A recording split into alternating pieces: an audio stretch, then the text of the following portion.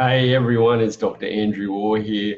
Look, today I'm going to talk about a very important topic around dieting, and the difference between a healthy diet and eating well and dieting.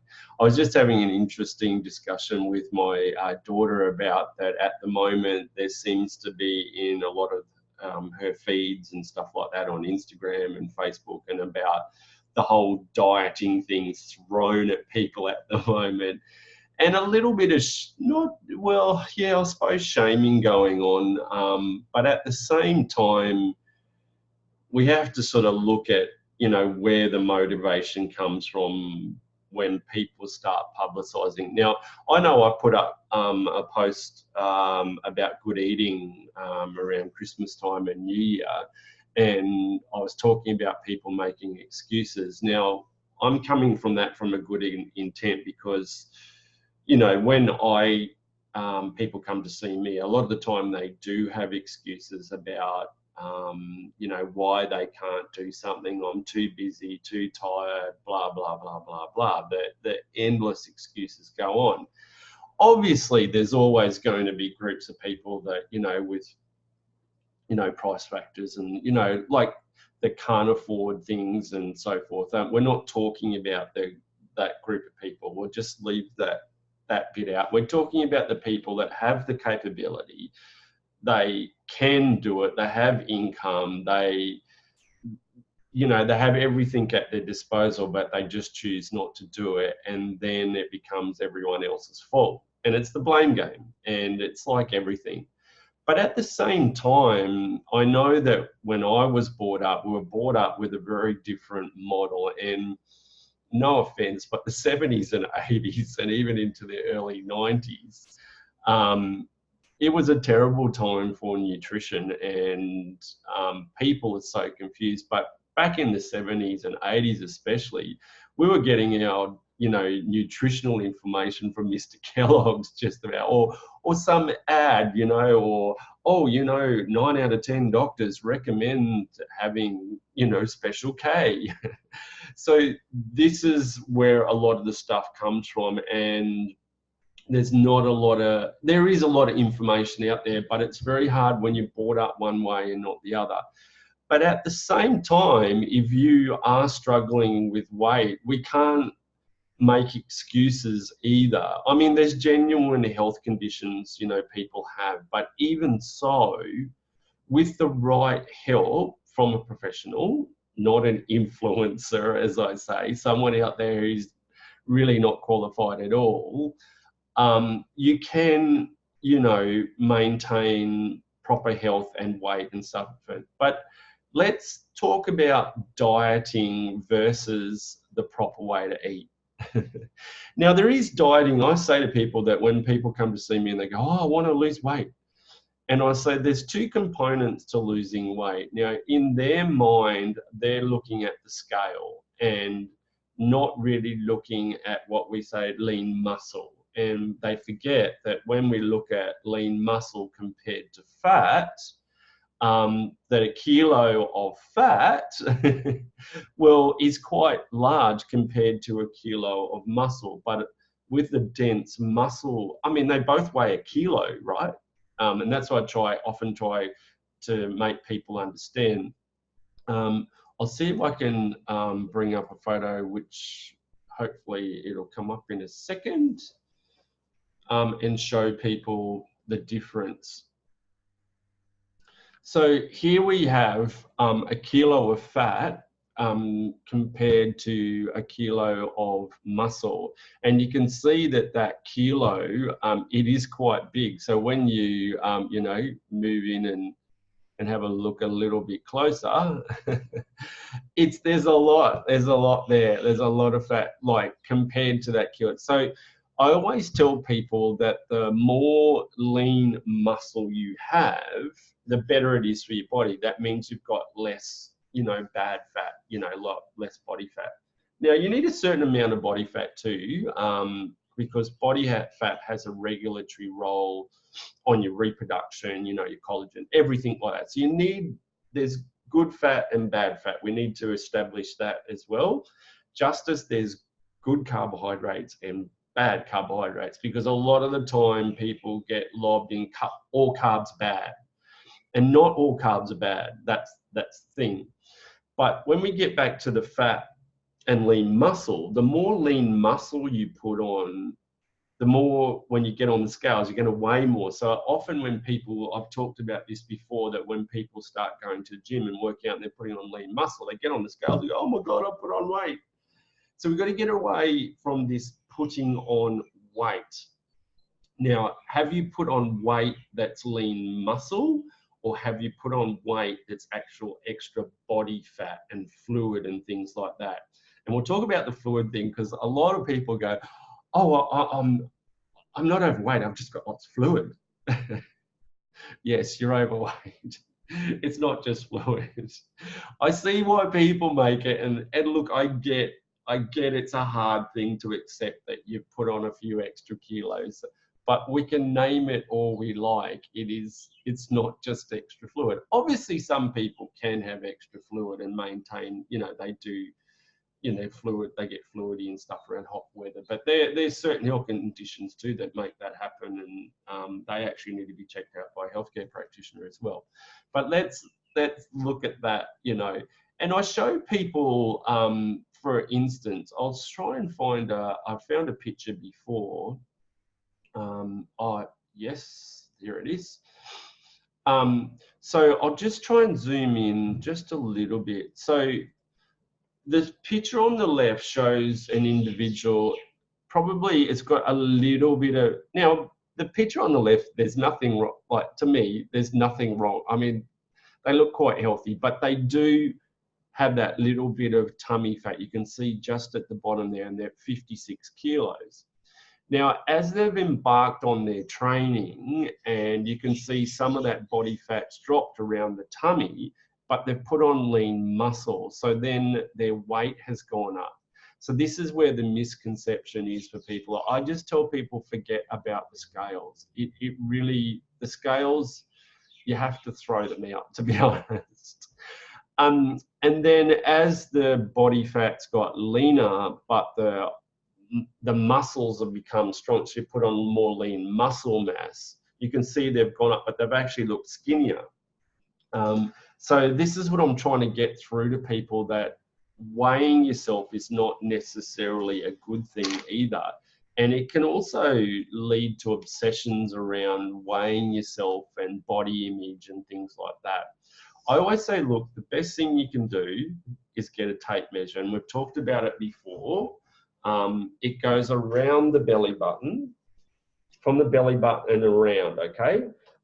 Not anywhere else, not up here. I've talked about this before. It's not, the waist isn't up here, the waist isn't down here. It's from the belly button and goes straight around. So for a woman, you should have, for optimum waist size and to keep you healthy, you should be at 80 centimeters or below, and a man should be 94 or below. So once you're getting up, for a woman, around about that 80, 88 centimeters, you're in what we call metabolic syndrome. And same for guys, once you're up around 106, you're in metabolic syndrome, because you've got that excess body fat. So that's what people need to understand as well, because a lot of this isn't explained. We've got all these challenges at the moment, and people aren't explaining that a lot of these challenges aren't really, they're not sustainable long term either. Sure, sometimes we have to shock the body into what we call ketosis. Now, we've got the keto diets and things like that, but you can't maintain keto for a long term either. I don't like using terms and dietary terms, but everyone wants them now. We've got keto, we've got zone, we've got paleo, we've got primal, we've got vegan, we've got all these things being bombarded and thrown at us as all these health options now, and a lot of them aren't really healthy options at all. So this is why I want to talk about maintaining good health rather than dieting. Now, if you do have to lose weight, then sure, getting into ketosis over a short period of time is not bad for you. It's actually good for you. Get the fat burning process going, and then what you can do is do stuff to maintain it, because some people, their metabolisms are so slow that they're not burning fat, they're storing fat. And this is the big problem too. So this is why consistency with small meals, about 5 to 7 small meals a day more often, and portion sizes. This is why it's very important. Portion sizes are very important. But I'm going to bring up a table so people understand roughly what a good, like a healthy food pyramid should be. So I'll try and find that for you. Yes, healthy food pyramid. Okay, so I've done up the my wellness pyramid here. So when people ask me, what they should eat, again, I talk about the things that we've got good carbs and bad carbs, right? And I'll come back to that in a minute. But you should have a good quality. These days, look, in the soil, there isn't the minerals and stuff anymore. And we should have a good quality practitioner only. So get one off a practitioner, not just one over the counter, because a lot of the over counter vitamins, they're crap. It's like anything you get something on a script, it's going to be stronger than something you buy over the counter. That's just a fact. And it's better quality. The practitioner only vitamins than that are much better quality. They're more regulated. Don't buy off the internet. God knows what you're getting put in them. Whereas practitioner owned, they have set requirements. They are impeccable with their safety, everything. So that's what you want. Omega-3 oils, like your fish oils and stuff like that. If you are vegetarian and you don't want that, use flaxseed oil, or you can use hemp, the hemp seed oil now, but flaxseed oil is very, very good. And then you want a pre and probiotic. I've talked about pre and probiotics before, but you're going to do microbiome restore. You've got to clear out first before you put the probiotics in. So you want to include in your diet like a handful of nuts, seeds, and up to 2 tablespoons of healthy oils a day. Now people are saying, oh, but you can't have nuts and you can't have avocado and you can't have that. It's rubbish. Eggs, avocados, nuts, seeds, they're good fats, not bad fats. We need to get out of that good fat and bad fat, that all fats are bad for you. I can show you multiple studies that show that when you increase your protein and your good essential fatty acids, it actually improves your lipid profiles. There's heaps of studies on this. So let's get out of that. Sure, if you're having lots of saturated fats and, junk food and all that kind of stuff, that's a different story. But good fats, like all your nuts, seeds, eggs, things like that, your fish, oily fish and things like that, very, very good for you. You've got to have your oils. So when we're talking, when people say to me, look, olive oil is great. If you're going to cook, use things like coconut oil, will have a higher flash point and so forth like that. So the other thing is including good starches and carbohydrates into your diet. So what is a good carbohydrate? Well, all your fresh fruit and vegetables, they're good carbohydrates, except not too much fruit, because a lot of fructose. Remember, fruit is nature's sweet. So you don't want to have lots of it either. But good carbohydrates, all your veggies and, your fruit veggies and stuff like that. Anything that's not man-made. Bad carbohydrates are refined carbohydrates, flour products, refined meals, breads, cereals, pastas, things like that. Not good for you. We have to get away from this bread thing. Bread was designed out of poverty and, to make people feel full. And there's companies and restaurants around the world that have become famous for using bread and everything. Sure, bread tastes, it does taste good, and then don't talk to me about gluten-free. Gluten-free is just as bad. Obviously, for people that have gluten intolerance, they need to have gluten-free, but it's still bread, it's still refined, it's got lots of emulsifiers, lots of sugars in it. Just stick away from bread. You don't need bread. One thing I say to people is that if they drop bread from their diet, they'll lose weight instantly. You don't need it. So include some good starches like your potatoes, sweet potato, that sort of thing. So And look, there are substitutes for noodles and things like you've got konjac noodles and that, but limit them, limit them. A small amount of rice, limit it. Just, you don't have to have bread and crackers and corn thins and all these things that are highly inflammatory every day because they add up. 2 pieces of fruit a day, and I'll talk about the adding up in a minute. Enjoy protein with every meal or snack. Now, it doesn't matter whether you're vegetarian or a meat eater, I'm going to go over it for both. This is vegetable and animal protein. So if you're a meat eater, have your fish, have your cheeses, limit, limited as well, like your legumes, beans, things like avocado. So all your vegetable protein and meat, lean meat proteins. You should be having some form of protein with every meal or snack, but a lot of people aren't. They're very refined carbohydrate based. And I see that too, even with a lot of diets, that they're so high in emulsifiers and unnatural products and flour, and it's just fillers, and people are getting sick on it. It's not real food. You've got to eat real food. If it's from a tree or from the ground, it's good for you, within limits, of course. So yeah, that's what you got to, at least 3 cups of fresh vegetables a day, which includes your salads and things like that.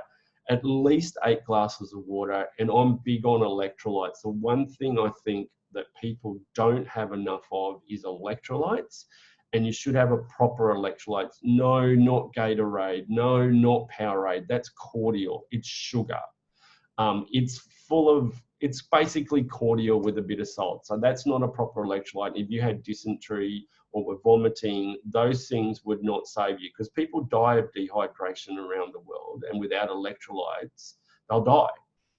And electrolytes can save them. So you need proper electrolytes. And I've talked about that in posts before. And then you need a minimum of 30, to 45 minutes exercise and relaxation per day as well.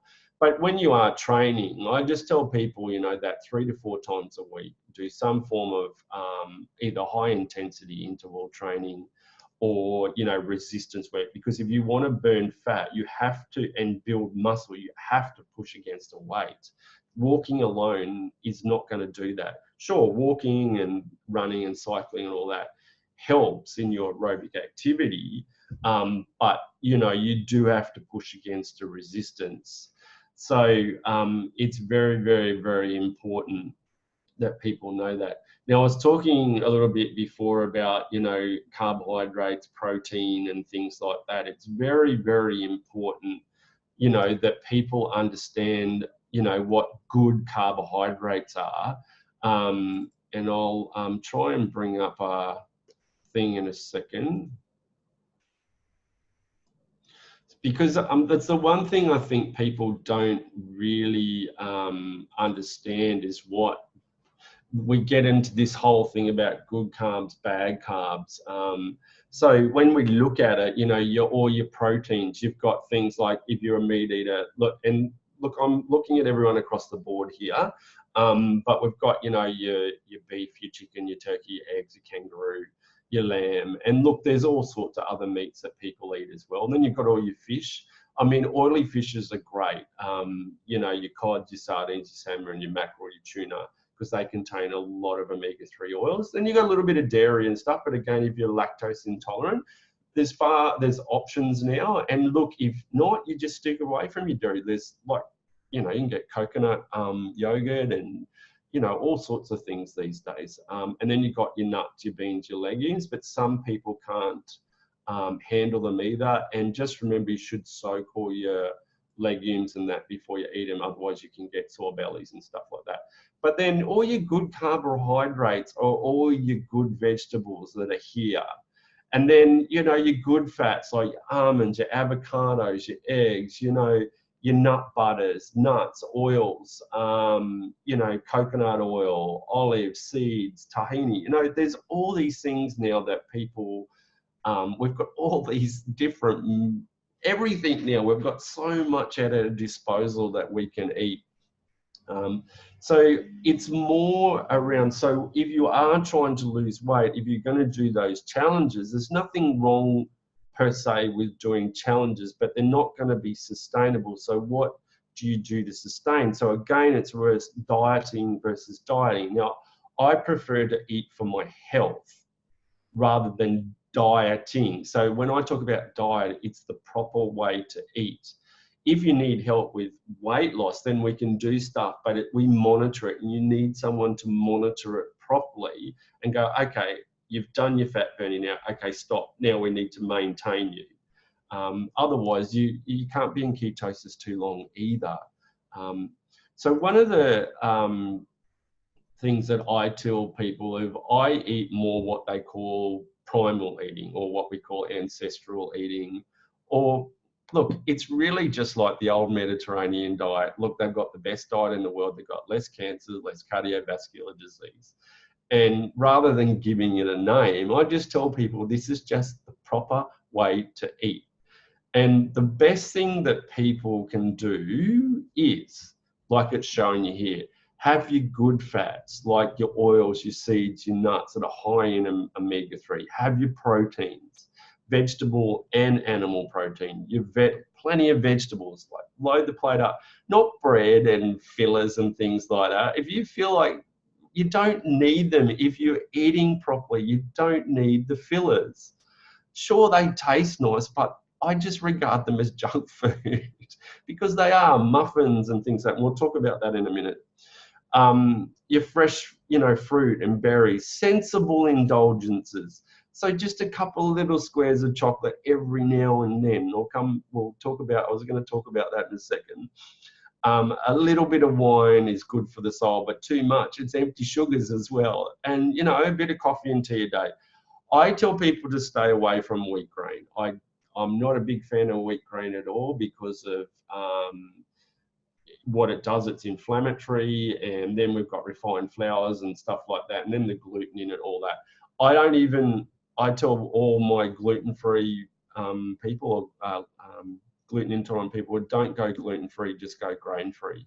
And that's the best way. Just avoid grains all day, and that means the gluten-free products as well. Watch your sugars, your chemicals, your substitutes, or anything processed, and then the additives and things like that. And what is essential is your water and your sleep. And the reason why legumes is on here too is that some legumes can be a little bit toxic, and without soaking them properly and washing them, soaking them, they can cause a lot of belly out. So you've got to be careful with them. Okay, except they're a staple for a lot of veggies. I can't eat them. I cannot have them at all, otherwise I'd be violently sick. So what I was trying to tell you before is that once you get to your optimum weight or waist, or optimum health, I prefer to say. So if you maintain a healthy diet, as in the proper way to eat, you'll naturally lose weight anyway. But if you want to lose more, you'll be more strict about it. But you can, it's not saying that you can't have a little bit of things here or there, but the problem is people then take this little bit and then take it too far. For example, if you said, oh yeah, but I only have a little bit, and I see people every day, they have a little bit, but they'll have the bread in the morning, then they'll have a muffin, and then they'll have a biscuit here and there. That all adds up. It's a whole lot of refined carbohydrates, empty sugars, empty calories, and then they're stacking on weight, and they're wondering why. Oh, but I don't have much. But yeah, you do. I tell people, like, if you have one biscuit, like one, say, chocolate biscuit a day, it doesn't seem much. But over a week, and you eat 7 of them, or you might even, you eat a whole packet. So you've eaten a packet in a week, and it's something that a lot of people don't think about. All these little things add up. So it's about being strict. And it's not saying you can't have stuff. I just tell people, once you get to your goal, then you can introduce stuff. But while you're trying to get to your goal, you've got to be strict. It's same with health. If you've got a health condition, people come in and go, yeah, but I want to eat all that, and I want to eat the block of chocolate.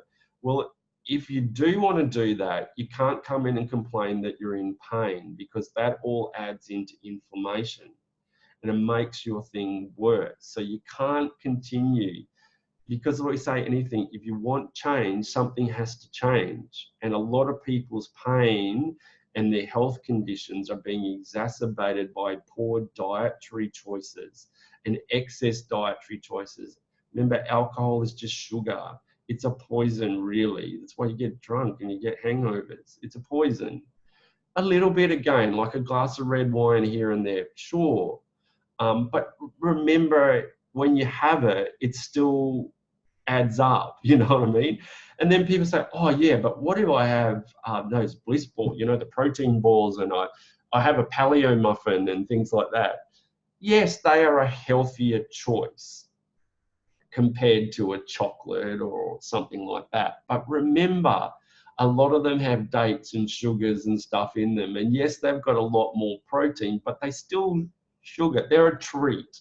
So even when you have them, they're better options for your treat.